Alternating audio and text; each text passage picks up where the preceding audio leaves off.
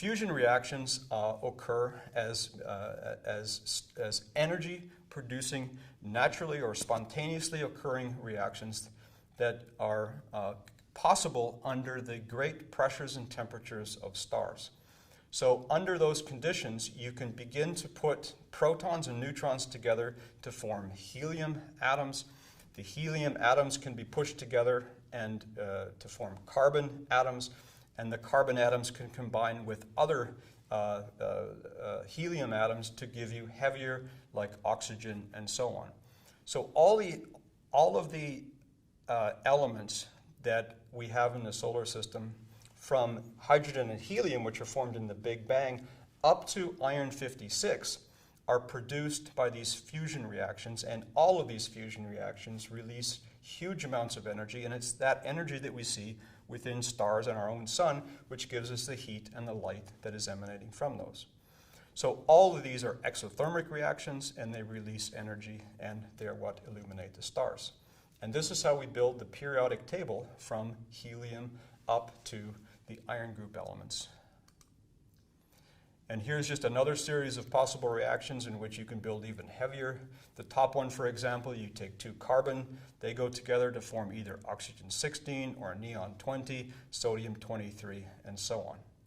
So these are naturally occurring. They occur in stars. They're the fuel, which is basically driving the energy that's emitted from the stars. And so the question now is does a single star just produce one type of thing at a time? And the answer is no. Depending on the size of the star and how much pressure and temperature is built up in the center of those stars, you have the possibility of simultaneous reactions occurring in an onion-like structure within different stars. The bigger the star, the more layers you might have, and the more simultaneous reactions that you might have in these different layers. The end of the line for this process is the production of iron-56. You cannot take iron-56 and combine it with anything else and release energy. And so once you begin to build up an iron, nickel, or iron group core to a star, you're basically out of gas, and the whole system is going to collapse, and a star can then explode in some kind of a supernova, or it could just dissipate in some form. If we return back to this diagram which we talked about earlier, and we divide it up into fusion reactions on the left-hand side and neutron capture reactions on the right-hand side, then we've got the elements now from the Big Bang, hydrogen and helium. We have all the elements up to iron-56 built by these fusion reactions within stars, and now we have to go beyond that iron-56 and explain the existence of all these heavier elements which have lower binding energy, which are therefore less stable than iron-56. How do we populate the heavier elements that we have within our solar system?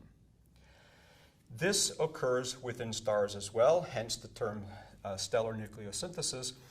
And all stars have got high neutron fluxes, that's to say free neutrons, which are flying around with very high amounts of energy, and especially high neutron fluxes occur within supernovas when these stars run out of fuel and explode in spectacular fashions, as we can actually observe with astronomy. So with all these neutrons flying around with these high energies, both in modest amounts in normal star processes and also in very high amounts in supernova, let's explore the possibility of using these neutrons to build the heavier elements. This is a small section of the chart of the nuclides that I presented earlier, in which you have neutrons along the x-axis and protons along the y-axis. This is a segment that presents the elements silver, cadmium, indium, tin, and antimony. And we are going to use these elements to explore what happens to nuclei in stellar environments where they are bombarded by free neutrons. If you take and add a neutron to silver with a mass of 109, and when I say mass, that means the number of neutrons and protons combined together, then you hit that nuclei with a neutron. That becomes mass 110 because you've added another neutron, but silver 110 is not stable, and so it decays to cadmium 110. You've just built cadmium 110, you hit cadmium 110 with a neutron, and you build 111, you hit it with another neutron, 112, and so on. Once you get over to the far end or the far right side of cadmium to 114 and you build 115, 115 is not stable. and 115 will very rapidly decay to indium-115. And so you can see by this process of just simply adding more and more neutrons to existing nuclei, you go up the periodic table, or up the chart of the nuclides in this case, to heavier and heavier elements, and you get all the way up to uranium by this means. But this does not explain the existence of isotopes like cadmium-116, for example, because you can see there's a gap there, and when you form 115, it goes to indium-115. So to explain the existence of cadmium-116, you have to come up with another process. The previous process was called S-process nucleosynthesis. That is the slow delivery of neutrons to existing nuclei so that you can populate the chart of the nuclides by this fashion. In order to get past a barrier where you have an unstable nuclei which will naturally decay to another element, you have to have such a rapid number of neutrons in the environment bombarding these nuclei that you, even though cadmium-115 is unstable, you hit it before it decays and with another neutron, and you can form cadmium-116 by that process, and cadmium-116 is stable. So once you have it, it doesn't decay away, and so you can therefore build these what are referred to as neutron-rich nuclides by this R process, where R refers to as the rapid process of nucleosynthesis, and this is probably occurring mainly or only in supernova events where you have these massive fluxes of neutrons as a result of the explosions of stars. So we have S-process nucleosynthesis and R-process nucleosynthesis, and what we haven't explained is elements that lie on the left side of the diagram, or isotopes like tin-112 here in this diagram, in which you have their proton-rich or neutron-poor nuclei. And those are formed by process of so-called P-process nucleosynthesis, in which if you have free protons in stellar environments, you build up an inventory of proton-rich nuclei just in the same fashion as you build up neutron-rich nuclei. And as a last point here, I'll say that the very most proton-rich and the very most neutron-rich isotopes are those which are the rarest in nature because of the difficulty of getting past these barriers.